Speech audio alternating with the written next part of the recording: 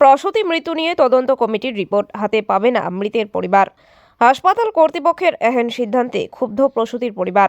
অভিযোগ, বিষ, স্যালাইন, নিম্নমানের ওষুধ কিংবা চিকিৎসার গাফিলতি এর কোনো একটি কারণে মৃত্যু হয়েছে জলপাইগুড়ির প্রসূতি সান্ত্বনা রায়ের। তবে কী কারণে জলপাইগুড়ি মাদার চাইল্ড হাবে সন্তান প্রসবের পর প্রসূতি দ্রুত শারীরিক অবস্থার অবনতি হয় ও তড়িঘড়ি উত্তরবঙ্গ মেডিকেল কলেজে প্রসূতিকে স্থানান্তরিত করা হয় তা জানতে জলপাইগুড়ি কোতোয়ালি থানায় গত 20 জানুয়ারি অভিযোগ দায়ের করা হয়। অভিযোগের পর নড়েচড়ে বসে জলপাইগুড়ি মেডিকেল কলেজ কর্তৃপক্ষ। গঠিত হয় 5 সদস্যের তদন্ত কমিটি। 7 দিনের মধ্যে ওই কমিটি তদন্ত রিপোর্ট প্রকাশ করার কথা ছিল, কিন্তু তারপর থেকে দফায় দফায় তারা হাসপাতালে আসে তদন্ত রিপোর্ট চাইতে, কিন্তু রিপোর্ট পায়নি। এরপর আজ অর্থাৎ বৃহস্পতিবার এমএসভিপি দপ্তর থেকে মৃতের পরিবারকে ডাকা হয়। তলব পেয়ে দুই ভাইকে সাথে নিয়ে এমএসভিপি দপ্তরে ছুটে আসেন মৃত প্রসূতির স্বামী উত্তম মাতব্বর। তবে এদিন এমএসভিপি এর বদলে তাদের সাথে দেখা করেন ডেপুটি সুপার অর্ণব ভট্টাচার্য। বেশ কিছুক্ষণ তাদের সাথে কথা বলবার পর উনি জানিয়ে দেন তদন্ত প্রায় শেষের পথে, কিন্তু পরিবারের হাতে কোনো রিপোর্ট দেওয়া হবে না। এই কথা শুনে কার্যত ক্ষুব্ধ হয় পরিবার। তাদের অভিযোগ, কিছু একটা গাফিলতি রয়েছে, তাই রিপোর্ট লুকোতে চাইছে হাসপাতাল কর্তৃপক্ষ। তাই তাদের হাইকোর্টে যাওয়া ছাড়া আর কোনো গতি নেই। এই বিষয়ে আমরা যোগাযোগ করছিলাম ডেপুটি সুপার অর্ণব ভট্টাচার্যের সাথে, উনি কিছু মন্তব্য করেননি। আমরা এখনো কি চাইছি সেটা এখনো তাদের লিখিত অভিযোগ দিতে হবে।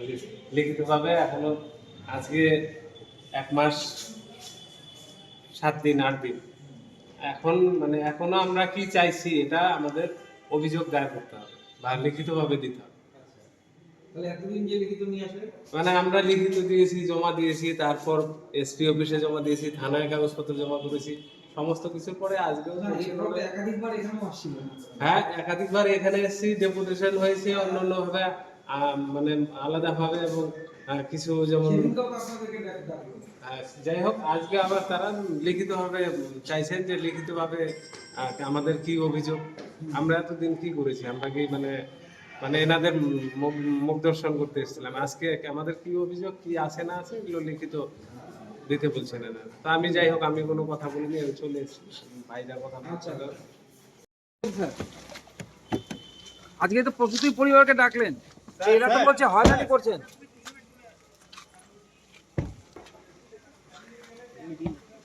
না না স্যার,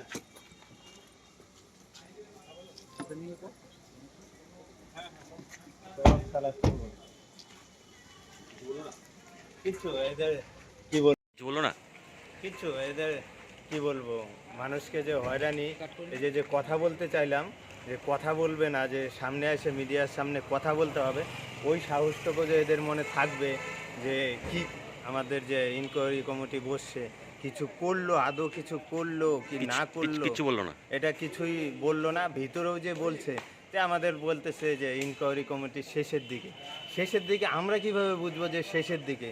আমাদের তো কিছু জানার ব্যাপার আছে। হ্যাঁ, আমাদের এই রিপোর্ট আমাদের দিবে না, আমাদের জানাবে না, এটা স্বাস্থ্য দপ্তরে দিবে। তাহলে হ্যাঁ, আমাদের যা গেছে তো আমাদের গেছে, যে আমাদের কিছু জানাবে না, এর থেকে আমরা কি বুঝবো যে এখানে কোনো ইনকোয়ারি হইলো কি না হইলো? এটা আমরা কিভাবে বুঝবো? এরা তো মুখে বলতেছে।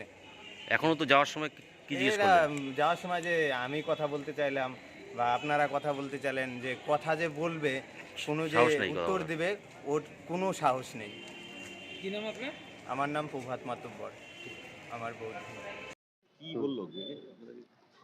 আজকে আমাদের ডেকে পাঠিয়েছিলেন কল্যাণ স্যার, এমএসডিপি অফিসের যে হেড কল্যাণ, তো ওনার সাথে কথা হলো না, উনি অফিসে নেই। ওনার সহকর্মী হবে বা অ্যাসিস্ট্যান্ট হবে, ডক্টর কি দেখলাম, কি সেন, উনি ডক্টর নয়, ওই অ্যাসিস্ট্যান্ট দেবব্রত সেন বা কিছু একটা হবে, উনি ডাকলেন এবং আমরা গিয়ে কথা বললাম। কথা বলে এটুকু বুঝতে পারলাম, আমরা নতুন করে আবার আমাদের কোনো দাবি বা আমাদের কি অভিযোগ সেটা নতুন করে জানাতে হবে, সেটা আমরা একাধিকবার জানিয়েছি, অফিসিয়াল ভাবে জানিয়েছি, লিখিতভাবে জানিয়েছি। আমরা লিখিতভাবে যে জানিয়েছি সেটার কপিও আমাদের কাছে আছে।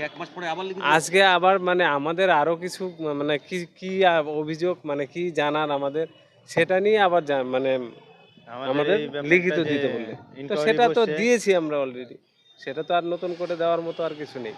আর এখানে যেভাবে ডেকেছেন আমাদের, তাতে কোনো যে ভালো কোনো কিছু হবে বা কোনো একটা কিছু মানে আমরা যে একটা সুরাহা পাবো বা আশ্বাস পাবো সেরকম কোনো কিছু পেলাম না, এবং সামনেও যে পাবো না সেটাই মনে হচ্ছে। গড়িমসি করা হচ্ছে। হ্যাঁ, গড়িমসি করা কি হচ্ছে। বলা হলো রিপোর্ট সম্বন্ধে কি বলা হলো? রিপোর্ট সম্বন্ধে এটা বলা হলো যে রিপোর্ট আমরা মানে তদন্ত প্রায় কমিটি তদন্ত যেটা কমিটি শেষের দিকে, হ্যাঁ। 5 জনের তদন্ত কমিটি যেটা ছিল শেষের দিকে, অলমোস্ট শেষের দিকে, আমরা হয়তো 2-4 দিন পরে আমরা তদন্ত যে রিপোর্টটা সেটা পেয়ে যাব এবং আমরা সেটা স্বাস্থ্য দপ্তরে জমা দেবো। তো আমরা আমরা দিবে না?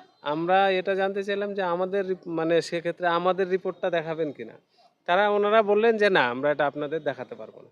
সেটা দেখাতে পারবো কিনা সেটা যদি আপনাদের জানানো হয় সেটা ডিসিশন নেবে স্বাস্থ্য দপ্তর। তাহলে আজকে আপনাদের ডাকলো কেন এখানে? আজকে মানে জাস্ট এই বলা হয় না, যেমন অফিসিয়াল ভাবে আমাদের ডেকেছে, অফিসিয়াল ভাবেও ডাকেনি, ফোন করে ডেকেছে, তার মানে এই যে এক কোন দেড় মাস শুধু হয়রানি করা যেটা একবার সেটাই এখানে একবার ওইখানে একবার মেডিকেল কলেজ একবার এখানে সেটাই বলছি যে শুধু হয়রানি করা। আজকে আমরা যাই হোক একটা দীর্ঘ দুশ্চিন্তার মধ্যে আমরা ভুগে আজকে একটা জায়গায় যাই হোক এসছি, বাড়িতে যাই হোক টুকটাক কাজকর্ম থাকে সবার, সেগুলো ফেলে এসছি যে নাই হোক যাই হোক হয়তো ডেকেছে স্বাস্থ্য দপ্তর, কোনো একটা সুরাহার জন্য ডেকেছে। তাদের মানে সুরাহা কোনো কিছুই নয়, কোনো মানে সেরকম কোনো বক্তব্যও নেই এবং সেরকম কোনো মানসিকতাও নেই যে সামনে যে আহ, একটা গাফিলতি হয়েছে সেই গাফিলতি সম্পর্কে গভর্নমেন্ট একটু সচেতন হবে, সেরকম কোনো কিছু বোঝা যাচ্ছে না এবং হয়তো সেটাও হবে না। বলছি তাহলে তাহলে আজকে স্বাস্থ্য দপ্তরের যে ভূমিকা হুম। সেই ভূমিকা কি হতাশ আপনারা? অবশ্যই হতাশ। আজকে আমার স্ত্রী মানে আমার ওয়াইফ মারা গেছেন আজকে 1 মাস 8 দিন 9 দিন, 1 মাস 9 দিন, 1 মাস 9 দিন পরে আমরা স্বাস্থ্য দপ্তরে এসে এখনো পর্যন্ত রিপোর্ট হয়নি।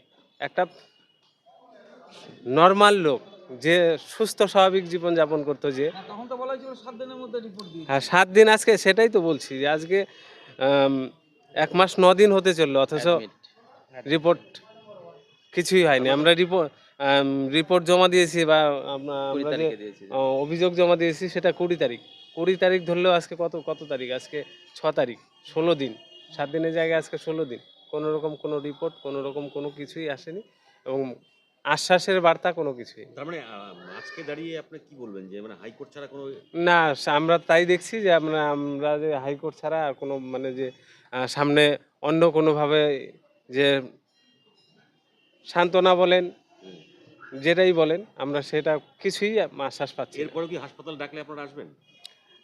এখন আর আসার মতো তো কিছু দেখছি না। একমাত্র রাস্তা কোর্ট, হ্যাঁ, এখন তো দেখছি যে কোর্ট ছাড়া আর কোনো রাস্তা নেই, উপায় নেই।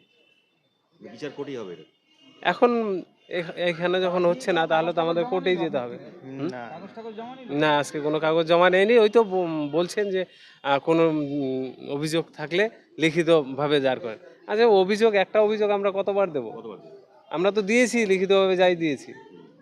না, আপনাদের কি ধারণা মৃত্যুর কারণটা কি হতে পারে? মৃত্যুর কারণ গাফিলতি, স্যালাইন হতে পারে, গাফিলতি হতে পারে, এনেস্থেসিয়ার মানে যে কোনো ভুলভাবে এনেস্থেসিয়া করানো হয়েছে, গন্ডগোল? ওষুধের গন্ডগোল, অপারেশন ফেলিয়ার, যে কোনো কিছু মানে যেটা নর্মালভাবে কিছুই হয়নি। বিশেষ করে যেটা স্যালাইন হতে পারে এটা একদম পুরোপুরি যদি মানে হতে পারে, সেটা আমরা যেহেতু আমাদের কাছে প্রুফটা নেই, কারণ আমরা তো স্যালাইনটা আর দেখিনি, কারণ আমরা তো ভেতরে গিয়ে দেখতে পারিনি। সেটা স্যালাইন হতে পারে, অ্যানেস্থেসিয়ার মাধ্যমে হতে পারে এবং অপারেশন ফেলিয়ার হতে পারে। কারণ আমার পেশেন্ট তো সুস্থ স্বাভাবিক, সেটা প্রুফ করার দায়িত্ব আমার, আমি সেটা প্রুফ করে দেবো। আপনি তো এতদিন বলে আসছিলেন যে সন্দেহ করছিলেন, কিছু বিষয়ে সন্দেহ করছিলেন, হ্যাঁ, সন্দেহটাকে সন্দেহ নয়, আজকে আমি সন্দেহ, যেমন আমার পেশেন্ট যদি পুরোপুরি সুস্থ থাকে, দেখেন আমার মানসিক পরিস্থিতি স্বাভাবিক এতদিন থেকে খুবই খারাপ ছিল এবং মানসিকভাবে আমি খুবই ভেঙে পড়েছিলাম। এখনো পর্যন্ত মানে আমি সুস্থ স্বাভাবিক জীবনে ফিরতে পারিনি। মানে এতদিন তো এই বিষয়টা সন্দেহ ছিল আপনার, যে সন্দেহ আজকে এটা গড়িমসির কারণে কি আপনার মনে হচ্ছে এটা সত্যি? হ্যাঁ, এটা পুরোপুরি মানে সত্যি কিছু একটা অবশ্যই আছে। স্যালাইন হতে পারে, অ্যানেস্থেসিয়া গন্ডগোল হতে পারে এবং অপারেশন ফেলিয়ার হতে পারে।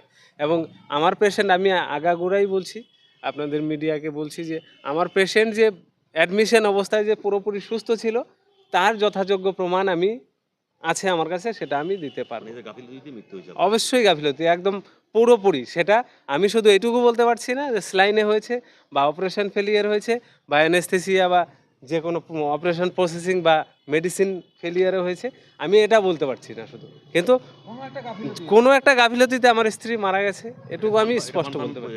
হুম? আজকে দাঁড়িয়ে কনফার্ম হয়ে যাবে। হ্যাঁ, আজকে দাঁড়িয়ে আমি সেটা তো আগেও কনফার্মই ছিলাম, কিন্তু সেই বিষয়টা যে আমি একদম কনফার্মভাবেই বলবো যে আমি চাচ্ছিলাম যে মানে আমাদের স্বাস্থ্য দপ্তর যে গোটা রাজ্যের কাঠামো নির্ভর করে এর উপর, তারা হয়তো মানে নিজেদের মানবিকতার দিক থেকে অনেক কিছু করবে, সেরকম কোনো বার্তা, কোনো আশ্বাস, কোনো কিছুই পাইনি আজ। বিচারও না, মানে পাচ্ছি না, সেখানে বিচারকে কিভাবে আশা করবো যে আমি বিচার পাবো সেখানে?